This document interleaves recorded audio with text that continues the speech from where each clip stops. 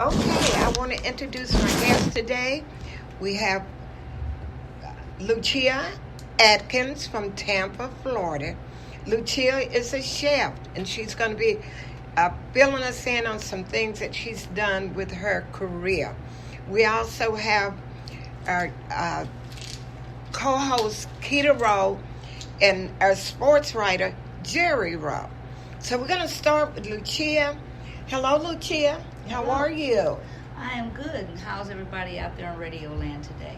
I hope Welcome it's to the our best. show. We want to talk a little bit about what you've done in your career with being a chef. I know that you live in Florida right now, and I know you've done some things with the Tampa Bay Players.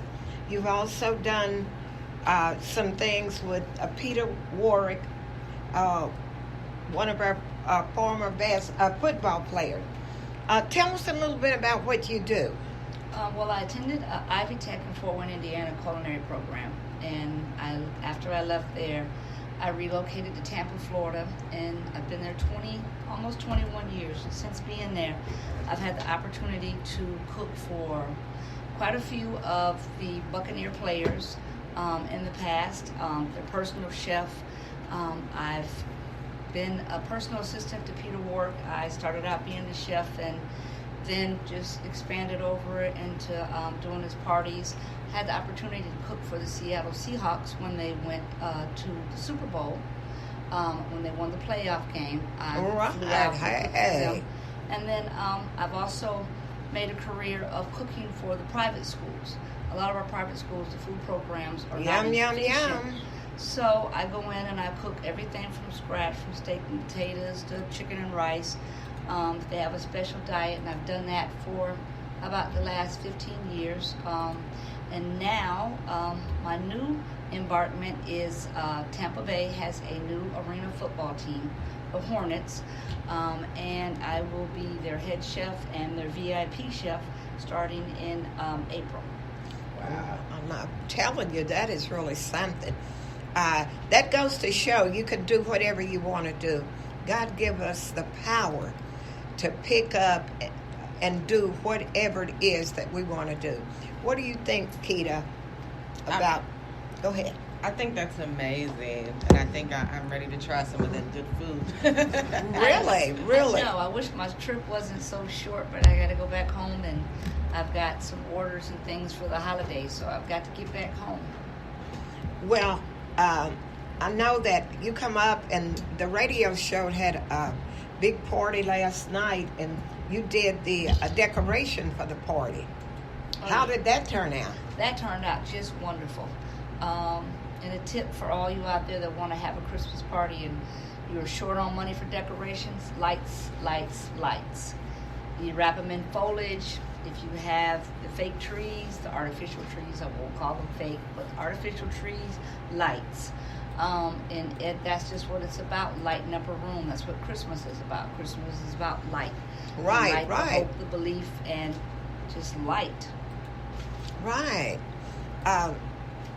Keita, what do you want to talk about today? I know you got some good stuff for our viewers out there. Yeah, so I do have another tip for improving our relationships today from a coaching perspective.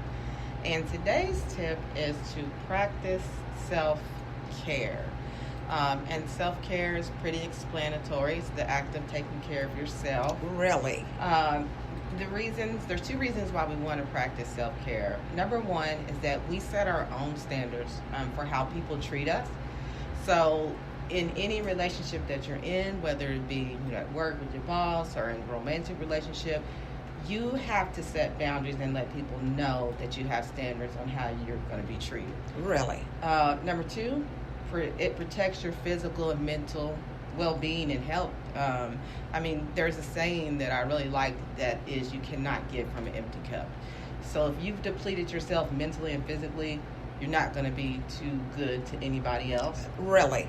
Some self-care methods that I like are massage, meditation, mindfulness, and my personal favorite, treating yourself. Give me a massage. Give me a massage. Yeah, I love massages. And one tip for the holidays, while you're out shopping, I always tell parents this too around school, the time that school starts, buy something for yourself. Absolutely. As the saying goes, treat yourself for the holidays. Absolutely. All right. Lucia, have you ever had the opportunity to give any of the players a massage or... Let's just say the opportunity was there, but I did not take it. Oh, okay. You got it going on, you know? You got it going on. So, well, I want to introduce our sports writer. I know he's got some good stuff for you today. So let's do it, Jerry.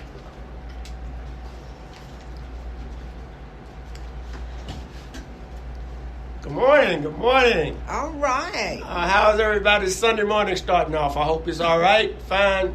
This is the day that the Lord has made. Let us all rejoice and That's be glad in it. All right. But, you know, this is football season and everybody's getting ready for the playoffs and everything.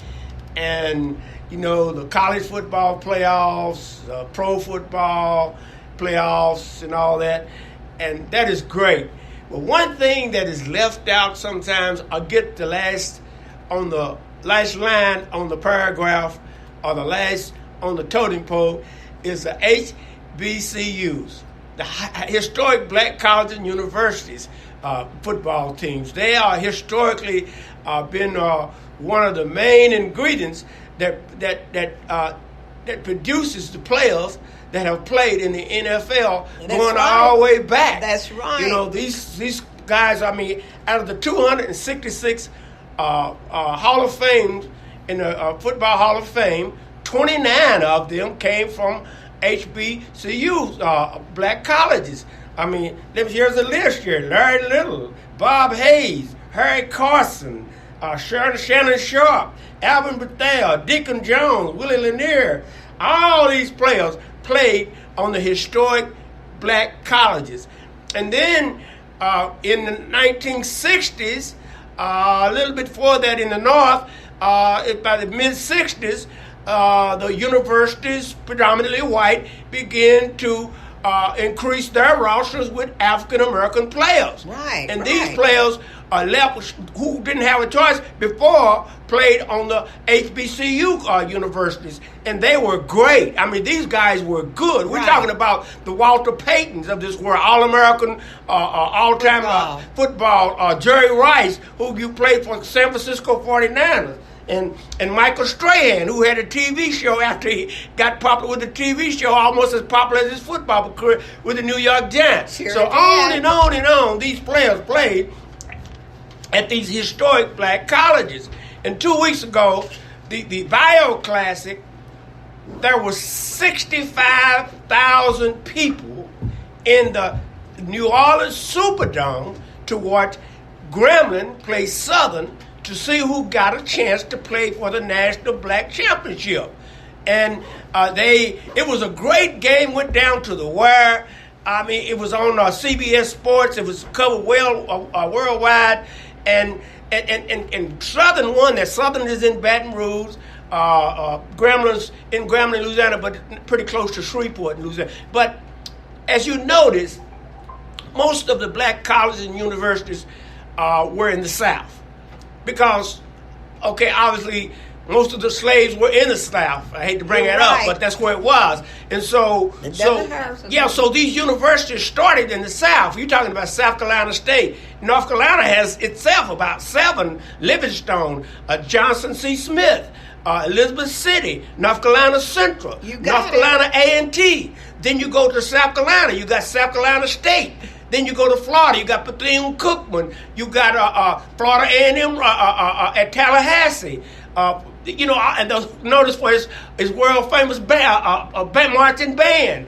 But this is an event in the South for black people. I mean, and then last week, Southern, who had beat Grambling, went to Alcorn in Mississippi to see who plays North Carolina Central in the championship next week or 2 weeks from now in Atlanta for the Black College Championship. This is a very important thing for black people and we overlook it so much. These guys have played. I mean, we're talking about the great players of the day: Bob Hayes, Harry Carson, Shannon Sharp, who has a program, sports show going on Fox Sports every morning. I mean, you're talking about Leroy Kelly, who was in the backfield with Jim Brown, the old Cleveland Brown. So I'd like to give just a shout out to these players. Right, and right now they got their own Black College Hall of Fame right next to the Football Hall of Fame in Canton, Ohio. And it's just a great, they're spending a whole lot of money to bring that to the forefront. And I think that a lot of black people we forget about these schools that have produced some of the great players like Morgan State, what in Elizabeth City, these great at Florida A&M, and at halftime, one of the great things about these schools is they make it an event. These people come from all around in the South, and they have these marching band contests. Florida A&M against Grambling marching band, a Southern marching band, and they are tough. You know, I mean, that is so great. I just wanted to bring that out. Everybody got to get a notice of it. And 2 weeks from now, I think it's 2 weeks from now, watch North Carolina Central play Alcorn. Hey, Jerry, let me ask you a question. Do you think that compared to, and as much as the world doesn't want to admit this or talk about it at times, but do you think that a lot of the black players that have come from the historical black colleges have gone unrecognized compared to some of the white players that have played at Michigan State, Purdue University, you know, some of the Big Ten colleges, Notre Dame? Do you think that they are a little less recognized because of the college, even though with blacks, the historical black colleges are, you know, they're on our forefront?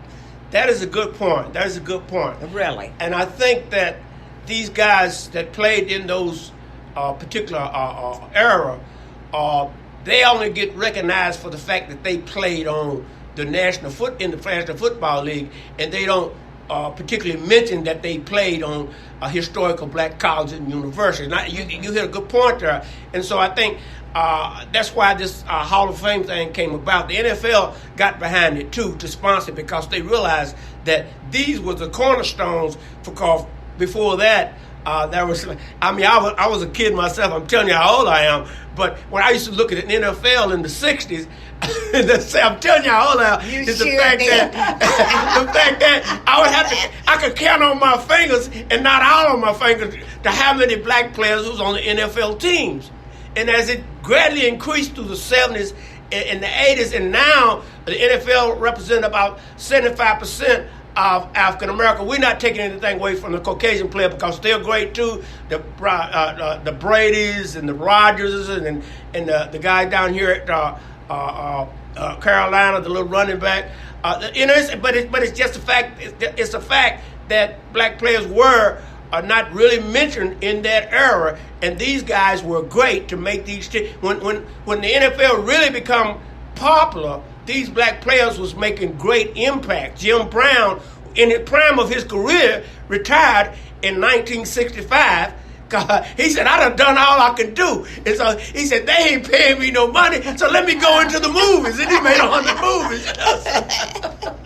Well, you know, it's up to us to let people know really what's going on. That is so true. We got to continue to do this. And sometimes, you know, even the younger generation sometimes don't, you know, in the South they're aware because they get behind them. I mean, they're really into it. But a lot of the younger generation don't realize the impact that the black colleges and universities had on sports in general, basketball too, and track and all these type of things. So I mean, it's just good to be recognized that this is happening. And now we kind of gloss over it. We don't take a look at it because, you know, we want to look at the Alabamas and the Auburns, or the Ohio States and the Wisconsins, and we let fear get involved. Exactly. And we don't exactly. We don't look at what is part of our heritage. Really? Because in 1892, the first black college game was played between then Bibble I think it was Bibble and Livingstone. Livingstone still got his name, but Bibble was changed to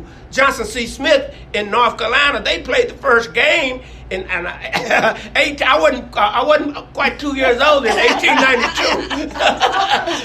but what I'm saying is, and the girls made the uniform for them for both schools. Got